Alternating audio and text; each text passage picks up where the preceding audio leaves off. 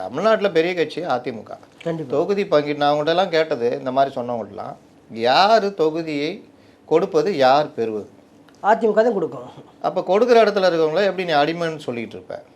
இவருடைய கண்டிஷன் எல்லாம் ஒத்துக்கிட்டாங்க. இது சொன்னதெல்லாம் நடந்ததா? டிடிவியை ஒத்துக்க மாட்டார் அமித்ஷா, டிடிவி தான் இது அப்படி இப்படின்னு மறுபடியும் அந்த அண்ணாமலை தலைமையிலான டீமு உருட்டுச்சு. இவர் டெல்லி போகும்போது சொல்லிட்டே போனார், 2 பேருமே கிடையாதுட்டு போனார். அதே மாதிரி 2 பேர் செங்கோட்டையன் வெளியே வந்தோன்னே ஆகா மிகப்பெரிய தலைவர் வந்து விட்டார், ஐயோ அவ்வளோதான் இனிமேல் அதிமுக உருட்டுனாங்களா? நான் அப்படி சொல்லவே இல்லைன்ட்டார் அவர். 4 நாளில் அவர் காண போயிட்டார். கரூர் சம்பவம் வந்தோடனே செங்கோட்டையனையும் டிடிவியும் தூக்கி போட்டு கரூருக்கு பின்னாடி ஓடிட்டாங்க. அதற்கு பிறகு அதிமுக வந்து இவங்க வந்து கபலீகரம் பண்ணுறாங்க, கூட்டணியில் பிரச்சனை வரும், அந்த பிரச்சனை இந்த பிரச்சனை உருட்டுனாங்க, எதுவுமே நடக்கலை.